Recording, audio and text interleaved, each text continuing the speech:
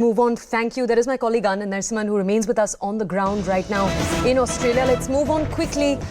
We're shifting focus right now to Karnataka, a state that just saw elections where the Congress brought in a huge majority and over the weekend swore in Siddaramaiah as Chief Minister and D Sudhakar as Deputy Chief Minister. As we speak right now, Congress workers are protesting outside the Hiriyur constituency of Karnataka, particularly outside Siddaramaiah's residence. They're demanding that the MLA from the area, D Sudhakar, must be given a ministerial post. This is the second day of protest. Let's go over to my colleague Ritu to understand it. Ritu, good morning. Ritu, explain to our audiences, when D Sudhakar and Siddaramaiah were sworn in, they were sworn in with a small group of ministers. It was very clear that there would be a larger announcement and a larger cabinet announced. Why then are we seeing these people, these citizens, already protest?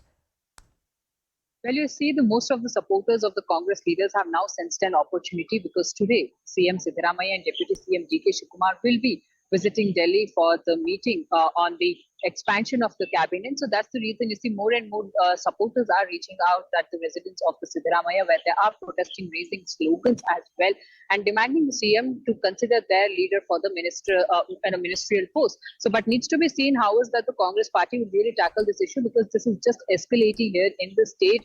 That we did see first time that when the party won the election, later point we did see the back and forth between Siddaramaiah and D Sudhakar for the post of the CM, and then the later point you see all these senior leaders coming out and demanding a ministerial post as well from the senior leaders. That now we have two camps here, that's Siddaramaiah's camp and the D Sudhakar's camp. Right. Now, moreover, there are also other leaders and their supporters who really feel that it's a right opportunity for them to come out and demand the Congress High Command that they must be made ministers. So in that such incident that today we are seeing this protest happening outside CM Siddaramaiah's residence, where the MLA D Sudhakar supporters from the Hiriyur Assembly constituencies have all come, have gathered in a huge number, protesting there and demanding that he should be made the minister in this government. But remember, yesterday as well, there was a similar protest that was seen outside CM's residence itself, where the Rona Assembly constituency members all came out in a huge number,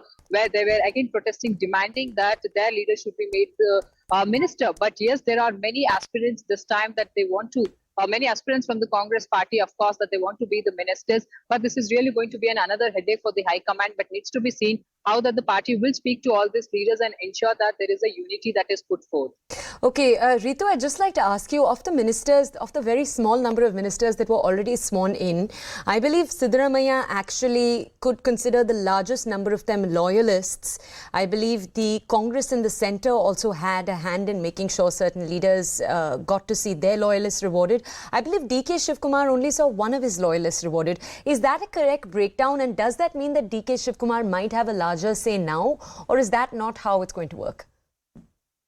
You see, what we are hearing interestingly from the Congress sources is that the party has decided to divide this completely. I mean, there's going to be a ratio as such that where Siddaramaiah will go on to select few of them as in the minister from his camp, where D Sudhakar will also be given an opportunity to select few of his loyalists, and rest of them will be selected by the AICC President Mallikarjun Kharge. So that's how the party has decided to actually break down and accordingly go with the ministerial berths as well. But again, needs to be seen, because if there are more members from the Siddaramaiah's camp, then the D Sudhakar's camp might be quite upset as well, because one, that the D Sudhakar wasn't considered for the CM post, and then again this happening to his camp, this will really not go down well with the D Sudhakar and also with most of his loyalists as well. But on the other hand, how is that the Mallikarjun Kharge is really going to set this whole formula and ensure that all the community leaders do get an opportunity to be part of the cabinet, and all that matter is also settled down, because we did see how that the BJP is now really coming out and attacking the Congress party, one on the